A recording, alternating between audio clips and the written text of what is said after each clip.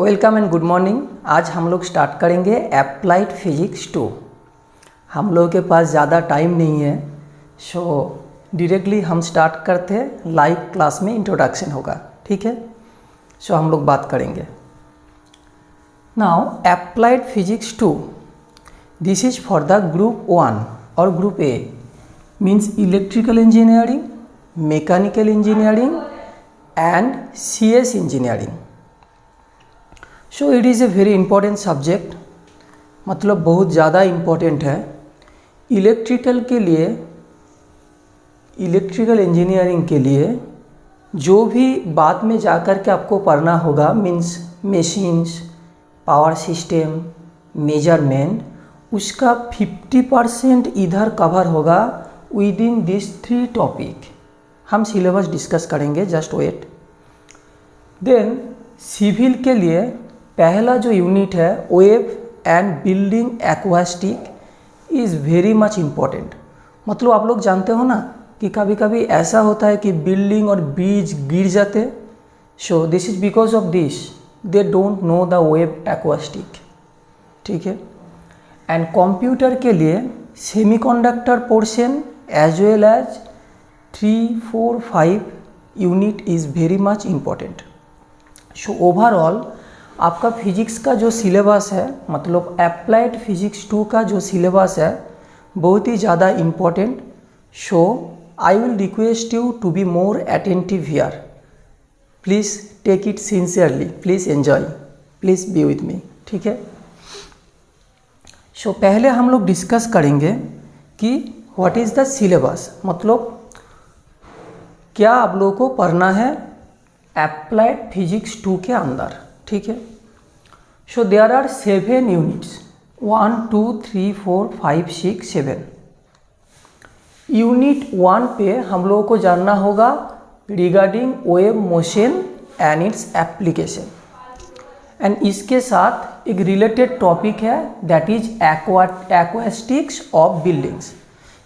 इसमें क्या करेंगे हम लोग, वेव का जो बेसिक टर्म, जैसे कि वेव लेंथ, फ्रीक्वेंसी, 2 टाइप का वेव होता है, मैकेनिकल एंड इलेक्ट्रोमैग्नेटिक। तो बेसिक वेव का terminology, terms and concepts, and what is the concept of reverberation और वाइब्रेशन, ये सब के बारे में हम लोग चर्चा करेंगे in the unit 1। Unit 2 optics. Optics तो आप लोग जानते हो, optics means the science of light, reflection, refraction and उनका एप्लीकेशन। तो optics is in the second unit, ठीक है। इसके बाद unit 3, 4 and 5 means electrostatic, current electricity and electromagnetism. Actually ये तीनों एक साथ में एक ही यूनिट है, हालांकि ऐसे डिफरेंटली 3, 4, 5 करके आपका सिलेबस पे है, लेकिन 3 एक साथ में एक ही यूनिट है। This is extremely important for all branches, and electricity अगर नहीं होगा then neither electrical nor electronics nor mechanical nor CS और सिविल, कोई भी इंजीनियरिंग का काम नहीं चलेगा, क्योंकि whatever you want to do, जो भी आप करना चाहोगे आपको क्या लगेगा, current, voltage. So it is very much important, ठीक है। इसके बाद सेमीकंडक्टर फिजिक्स। आप लोग क्या जानते हो कि मटेरियल का 4 टाइप्स होता है, जैसे कि insulator, conductor, semiconductor and super conductor. So semiconductor material 1950 के बाद बहुत ही ज़्यादा पॉपुलर हो गया। इसमें आप लोगों को जानना होगा what is semiconductor material, and semiconductor material use करके हम लोग एक डिवाइस बनाते हैं जिसको बोलते हैं PN जंक्शन डायोड। सो आज के दिन में solid state device and semiconductor device सभी जगह पे यूज़ होता है। सो it is also very much important. And आपका नेक्स्ट सेमेस्टर में, जैसे कि कंप्यूटर के लिए आपका कंप्यूटर आर्किटेक्चर, कंप्यूटर का बेसिक मैकेनिज्म जानना होगा। सिमिलरली इलेक्ट्रिकल के लिए पावर इलेक्ट्रॉनिक्स बोल करके एक सब्जेक्ट है, उसमें जा कर के, और एनालॉग एक सब्जेक्ट है, सेमीकंडक्टर फिजिक्स का जो बेसिक्स आपको काम पे लगेगा, ठीक है। And the last unit means unit 7 is modern physics. Modern physics में आपको तीन टॉपिक पढ़ना होगा, जैसे कि laser, fibre optics and nanotechnology. तो इन एनी ब्रांच इसका डिफरेंट यूजेस है, जैसे कि फाइबर ऑप्टिक्स का यूज़ आप लोग जानते हो, ट्रांसमिशन डिस्ट्रीब्यूशन लाइन पे होगा। लेजर का तो वेरियस एप्लीकेशन है। और nano technology and nano science, it is a new branch. आज जो भी PhD का रिसर्च करते हैं from any branch, they can take this subject as his research paper. So अभी ज़्यादा डिटेल्स पे हम डिस्कस नहीं कर रहे, क्योंकि हम लोग इंडिविजुअली एक एक यूनिट को देखेंगे, डिस्कस करेंगे। So this is the syllabus overview. I am not interested to discuss in detail here, ठीक है, क्योंकि ऐसे ही हम लोग तो डिटेल्स पे डिस्कस करेंगे, ये जस्ट आपका ओवरव्यू के लिए, ठीक है। So let us start now. What is the name of subject? Subject का नेम क्या है? Applied physics 2। Applied physics, it is not physics, rather applied physics. So what is the meaning of applied? Let us understand this. ठीक है ना? Now you know scientist, technologist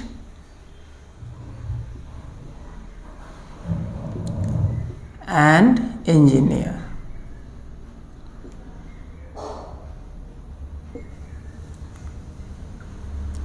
What are the differences between a scientist, technologist and engineer? Scientist का काम क्या है? New principal invent करना, है ना।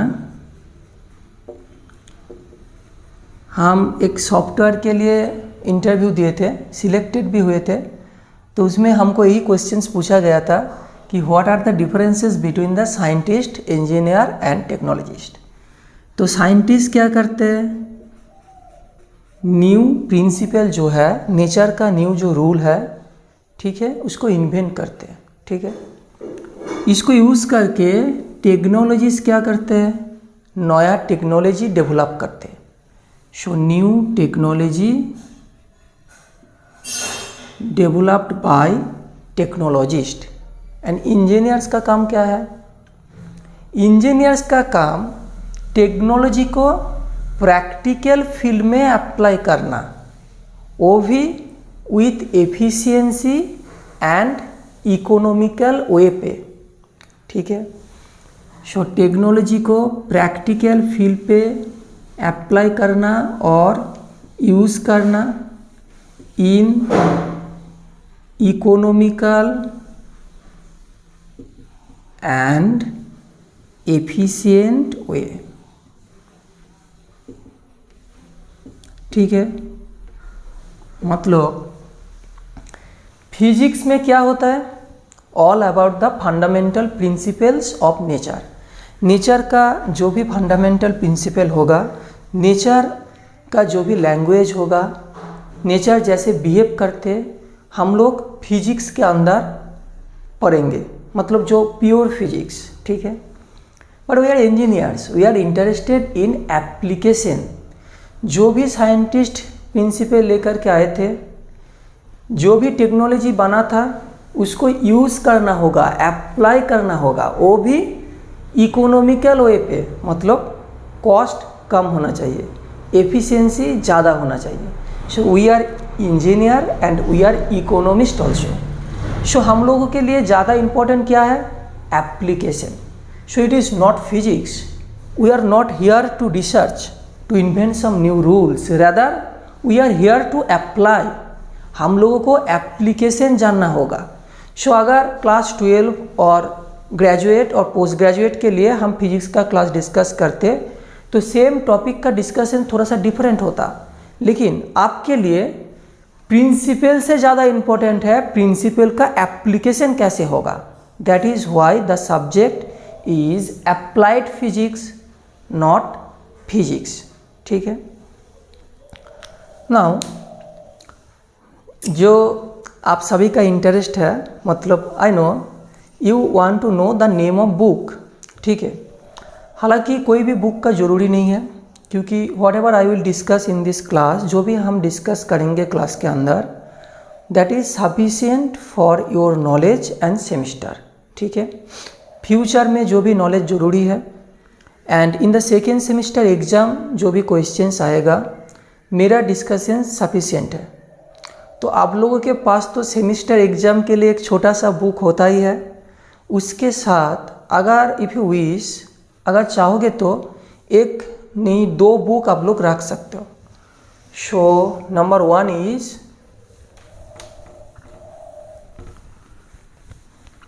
देखिए, कुछ स्टूडेंट ऐसा है जो क्लास 10 के बाद डिप्लोमा ज्वाइन किए, और कुछ स्टूडेंट ऐसा होगा जो क्लास 12 के बाद डिप्लोमा ज्वाइन किए। सो 10 के बाद जो भी ज्वाइन किए उसके लिए ज़्यादा इम्पोर्टेंट है आप लोग एक काम करना, एनसीईआरटी का फिजिक्स, एनसीईआरटी का जो फिजिक्स बुक होता है, I think there is 4 part, there are 4 parts, 4 part है बुक का, ये आप लोग आपके पास रख सकते हो, ठीक है। और second book physics bye रेजनिक Halliday, I think spelling is like this only, and crane, ये विली पब्लिकेशन का एक बुक है। बुक का नेम है फिजिक्स 1 एंड 2, 2 पार्ट होगा, ठीक है। एक्चुअली रेजनिक हैलिडे का दो बुक है, एक होगा आपका Resnick and Halliday fundamental of physics, and एक होगा Resnick Halliday Krane physics 1 and 2। So I will recommend to buy this book also. इसका PDF फाइल भी अवेलेबल है मेरा पास। सो अगर लगेगा if you are unable to buy तो please send me message, I will send this books, ठीक है। इससे ज़्यादा बुक का कुछ ज़रूरी नहीं है। जो ज़्यादा जानना चाहते हो तो fundamental physics for engineers and scientist बोल करके एक बुक है, सिनगेज पब्लिकेशन का, CENGAG, सिनगेज ऐसे बोल करके एक पब्लिकेशन का बुक है, physics for scientist and engineers, वो भी आप लोग खरीद सकते हो। So actually only this will be sufficient and my class will be sufficient for all conceptions and all exams, ठीक है। नाउ हम लोग स्टार्ट करेंगे फ्रॉम इलेक्ट्रोस्टैटिक्स। क्यों? क्योंकि unit 3, 4 and 5 are common for all engineering, ठीक है, and this is also more conceptual, ठीक है। ये 3 यूनिट अगर कंप्लीट हो जाएगा then semiconductor and modern physics में भी आप लोगों का ज़्यादा फैसिलिटी है, समझने के लिए आसान होगा। इसमें भी आपको बेसिक कुछ कॉन्सेप्शन मिलेगा। सो हम क्या करते हैं, हम स्टार्ट करते हैं यूनिट 3 से, ठीक है। 3, 4, 5 एक साथ में डिस्कस कर देंगे, देन यूनिट 6 होगा, ओके, देन यूनिट 1, 2 कंप्लीट कर लेंगे, ठीक है, देन मॉडर्न फिजिक्स, ऐसे हम लोग कंप्लीट करेंगे। सिलेबस का तो वॉल्यूम आप देख ही रहे हो, बहुत ही ज़्यादा है। So you have to be attentive, you have to be sincere enough, ठीक है। नोट को लेकर के टेंशन मत करना, इंग्लिश पे आप लोगों को क्वेश्चंस अटेम्प्ट करना है। इनिशियली थोड़ा सा दिक्कत होगा, but English is the language of engineering, क्योंकि सारा काम इंग्लिश पे ही होता है। So you also have to learn English. Most of the work and paper आपका इंग्लिश पे होगा, सो इंग्लिश भी जानना होगा। क्लास में आप लोगों का प्रैक्टिस भी हो जाएगा, कैसे इंग्लिश पे आप लोग नोट बनाओगे, कैसे इंग्लिश अटेम्प्ट करोगे। सो इसमें ज़्यादा दिक्कत नहीं है। क्लास 10 के बाद डिप्लोमा पे जो भी आए होंगे उसके लिए इनिशियली थोड़ा सा दिक्कत होगा, but gradually you will understand everything, है ना। So you will start electrostatic. ठीक है, आज थोड़ा सा डिस्कस करेंगे, इन द नेक्स्ट क्लास हम अच्छे से स्टार्ट करेंगे। So we will start unit 3, that is electrostatics.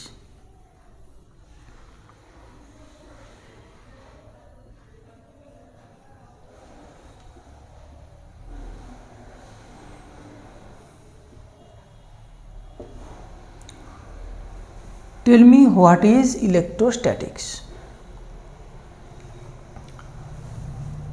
Electro and then statics. So electro something related to electricity or electron, ये तो आप लोग जानते हो। But electro then statics, statics का मतलब क्या है? Something that do not move, means स्थिर रहता है। स्टैटिक ऑब्जेक्ट मतलब जो ऑब्जेक्ट मूव नहीं करते, मतलब इट इज़ नॉट मूविंग, स्थिर। ठीक है, सो सच में इलेक्ट्रोस्टैटिक्स का मीनिंग क्या है? Actually the statics is a wrong term. Benjamin Franklin positive and negative charge दो कैटेगरी से डिवाइड किए थे। ठीक है, तो उसके बाद इलेक्ट्रोस्टैटिक नाम इसका दिए थे, लेकिन this term is also wrong. So actually electrostatic is a physics of charge imbalance. What is the meaning of it? We do not know. Or is a physics of high voltage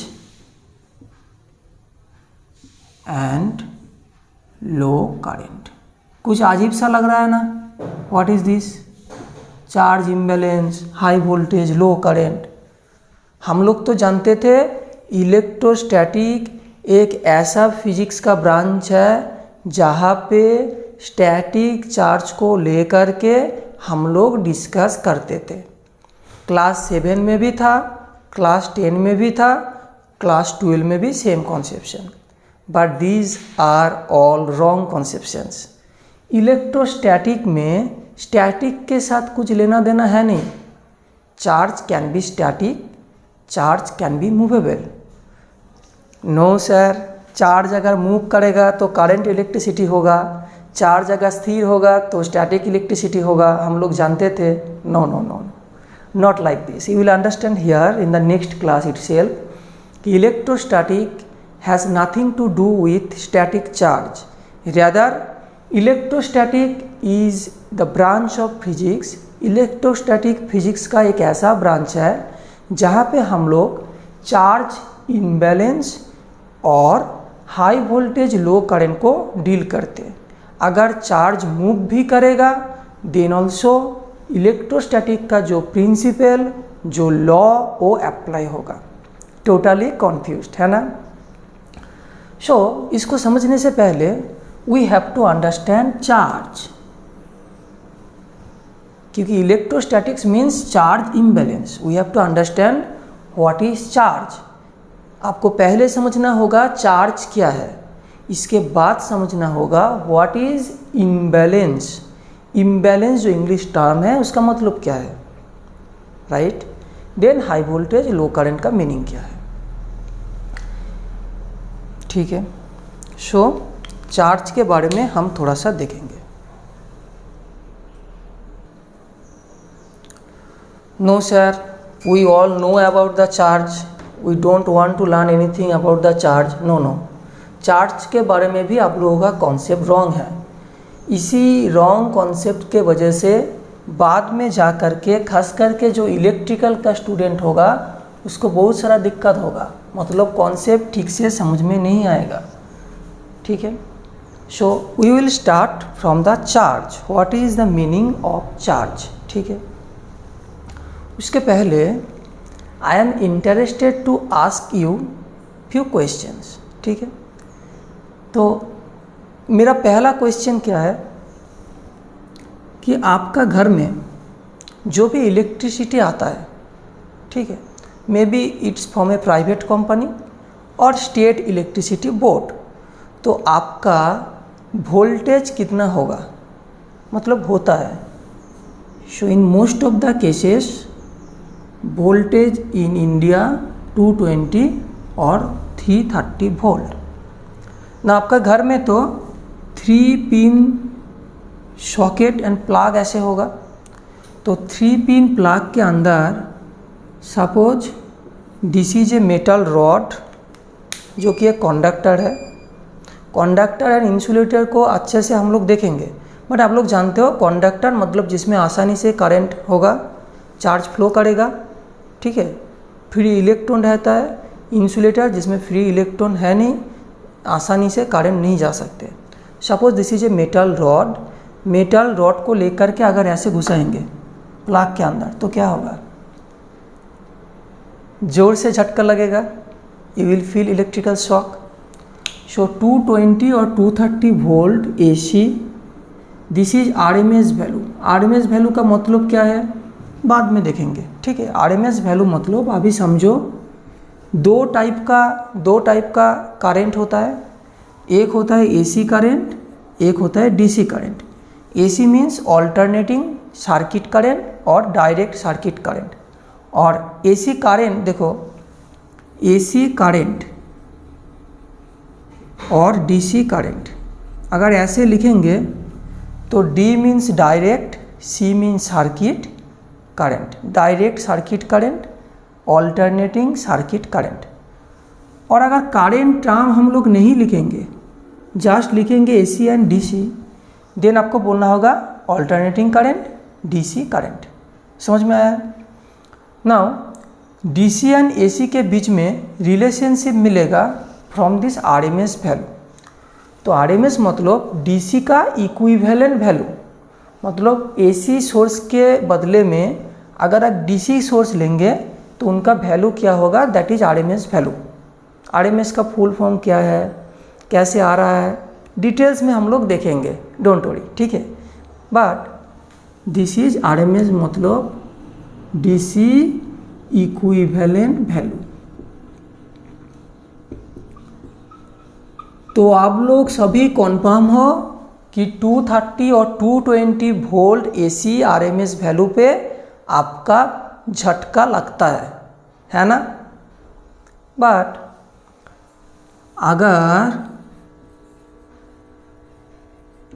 combing करते हो, combing मतलब बाल झड़ना, ठीक है, कंघी use करके बाल झड़ना, कोम्बिंग ऑफ हेयर को अगर कोम करोगे एट दैट टाइम कितना वोल्टेज प्रोड्यूस हो सकता है, एनी आइडिया? 220 और 230 volt is the RMS voltage, यानी DC equivalent voltage of normal domestic home. घर में वोल्टेज है 220 वोल्ट। सो बाल झड़ने के वक्त आपका कितना वोल्टेज जनरेट हो सकता है।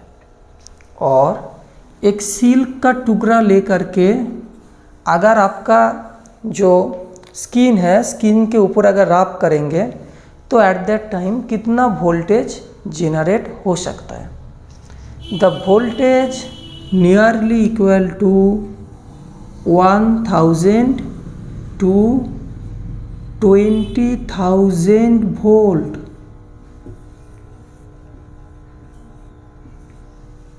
गॉट माई पॉइंट और नॉट? लेकिन शॉट लगता है क्या, शॉक लगता है क्या, झटका लगता है क्या? नो। अगर ऐसा होता तो मतलब तो समझ रहे हो, you are combing your hair and feeling electrical shock. कभी तो ऐसा नहीं होता है। सो 220 वोल्ट एसी मतलब एसी और डीसी में फ़र्क नहीं है। एसी का आरएमएस वैल्यू मतलब डीसी इक्विवेलेंट वैल्यू। सो इसमें यू विल फील शॉक, इसमें कुछ नहीं हो रहा है, but it is extremely high voltage.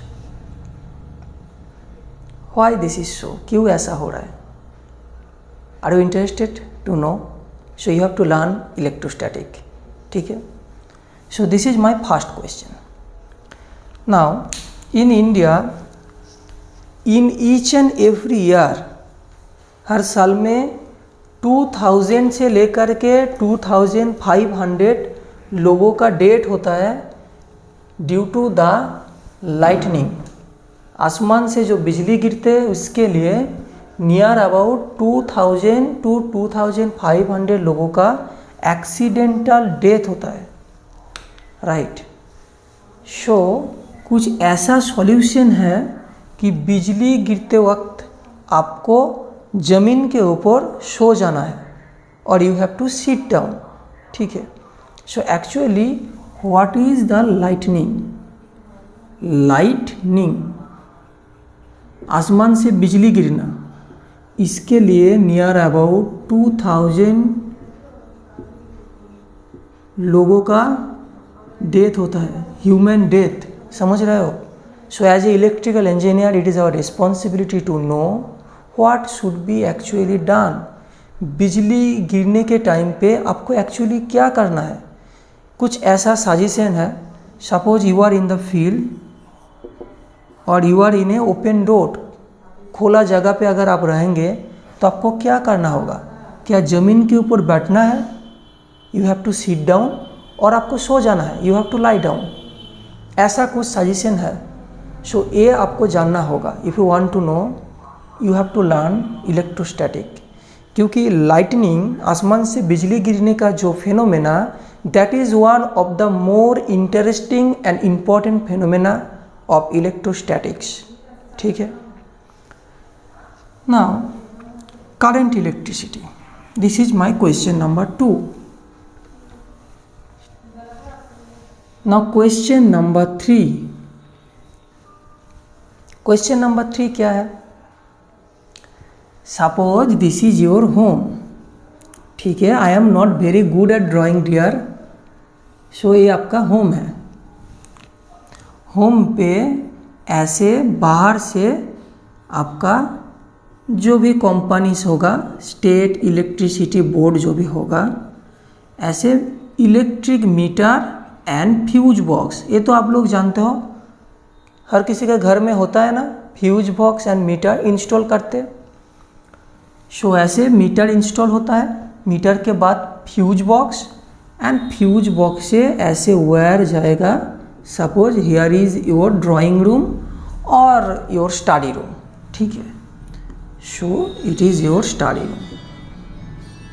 Now in the study room you have to, suppose इधर आपका बेड होगा and you are very much active, that is why आप ऐसे लेटे लेटे पढ़ाई कर रहे हो। विंटर सीजन है, इट इज़ यू, ओके ना। पढ़ने के लिए एक लाइट का तो ज़रूरी है ना, एक लाइट बल्ब का तो ज़रूरी है। लाइट बल्ब के लिए एक कनेक्शन भी होना चाहिए। सपोज आपका मीटर एंड घर के बीच में डिस्टेंस है 12 meter. This is electrical meter and fuse box. Fuse box मतलब स्विच, ठीक है, बाद में हम लोग देखेंगे। सो इसमें आ गया घर में इलेक्ट्रिसिटी। घर से आपका जो study room, this is your study room, ठीक है। स्टडी रूम का डिस्टेंस कितना है? 12 मीटर, ठीक है। एंड इसमें आपका स्विच होगा। Suppose here is your switch, ठीक है। सो इधर आपका स्विच होगा। सो आप स्विच ऑन करेंगे तो बल्ब जलेगा। Now tell me, actually bulb कैसे काम करते हैं? आप तो जानते ही है कि जो पुराना बल्ब था ना, इनकैंडिसेंट बल्ब, तो उसमें एक टंगस्टेन वायर ऐसा होता था, ठीक। देन थोड़ा सा हम डिस्कस कर रहे हैं, क्योंकि आप लोगों का जो भी 10th स्टैंडर्ड के हो वो कुछ नहीं जानते इसको बारे में। फिर भी करंट आएगा, करंट के लिए एक लॉस होता है, that is I²R। It is actually not loss but I²R होता है। I²R के लिए हीट प्रोड्यूस होगा। हीट के लिए ये जो टंगस्टेन वायर वो red hot and then white hot होगा एंड फाइनली जा कर के आपका बल्ब जलेगा and you will experience light. ठीक है, so this is the procedure. तो मतलब लाइट जलने के लिए करंट का जरूरी है कि नहीं? सो हम लोग इलेक्ट्रोस्टैटिक्स और करंट इलेक्ट्रिसिटी अभी तक डिस्कस नहीं किए, फिर भी आप लोग जानते हो करंट मतलब flow of electron. So current मतलब nothing but flow of electron. Electron flow होगा तो उसको हम लोग बोलेंगे करंट इन नॉर्मल केस। बाद में हम लोग करंट को भी देखेंगे ठीक से ना। इलेक्ट्रॉन को फ्यूज बॉक्स से आपका स्टडी रूम पे जाना होगा बल्ब जलने के लिए। ठीक है, नाउ डिस्टेंस कितना है? 12 मीटर। कौन जाएगा? इलेक्ट्रॉन जाएगा। इलेक्ट्रॉन का स्पीड कितना है? तारों के अंदर, वायर के अंदर इलेक्ट्रॉन का speed that is drift velocity and in the order of 10⁻⁻5 meter पर सेकेंड। देखिए, not 10⁻⁻5, better to say 10⁻⁻4 metre पर सेकेंड। अब देखिए, इलेक्ट्रॉन का स्पीड बहुत ही हाई है, मतलब नियर अबाउट 1 × 10⁵, राइट। लेकिन वायर के अंदर जब इलेक्ट्रॉन जाएगा ना तो डीप स्पीड पे जाएगा, वो भी हम लोग डिस्कस करेंगे। तो उसमें 10⁵ ओरिजिनल स्पीड, लेकिन अभी कितना हो रहा है? 10⁻⁻4, माइनस नेगेटिव साइन है। ठीक है, मतलब electron is very slow. So 10⁻⁻4 meter जाने के लिए टाइम लगेगा 1 सेकेंड। 1 मीटर जाने के लिए टाइम लगेगा 1/10⁻⁻4 सेकेंड। सो 12 मीटर जाने के लिए कितना टाइम लगेगा? 12/10⁻⁻4 सेकेंड। ठीक है, so let me calculate it. और 12 मीटर थोड़ा सा ज़्यादा हो गया। Let me take a small distance, मतलब आज के तो घर ज़्यादा बड़ा नहीं होता है। So let me take only 4 meter, then actually practical value आएगा। Let me take actually 4 meter. So 4 meter मतलब 4 × 10⁴ यानी 40000 सेकेंड। नहीं, इसको अगर आवर में कन्वर्ट करेंगे, let me use my calculator. 40,000 by,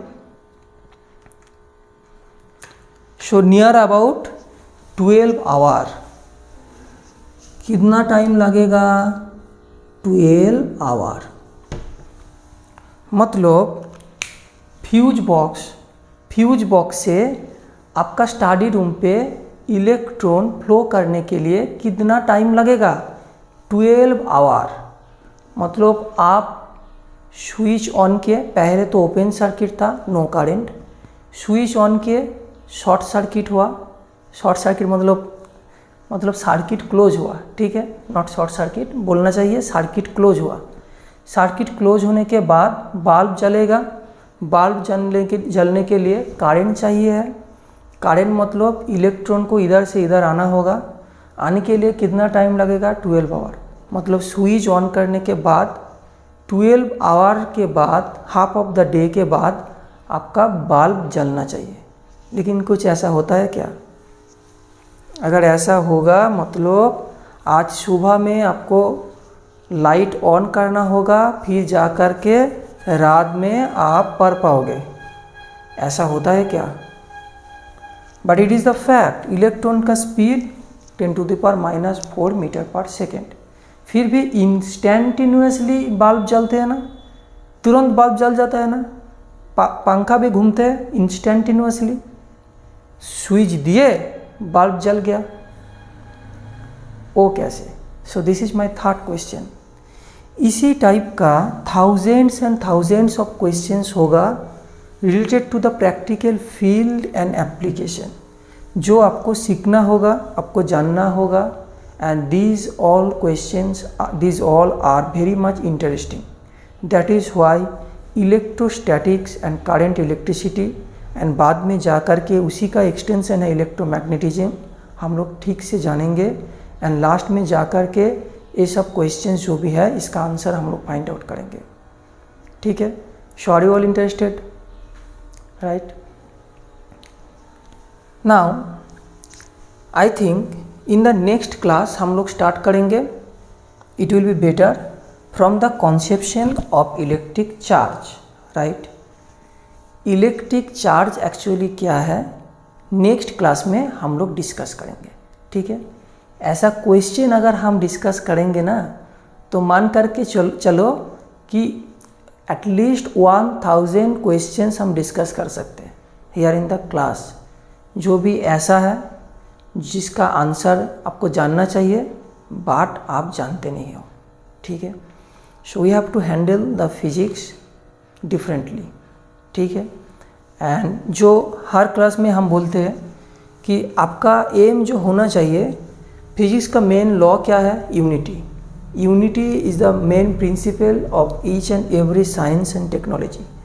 so physics में भी लास्ट में जा कर के total syllabus should be interlinked and correlated, यानी आपके मन पे एक ही कॉन्सेप्शन होगा जिसको यूज़ करके all the 7 units can be connected and electrical के साथ और मैकेनिकल के साथ और सीएस के साथ और सिविल के साथ आप फिजिक्स को कनेक्ट कर पाओगे।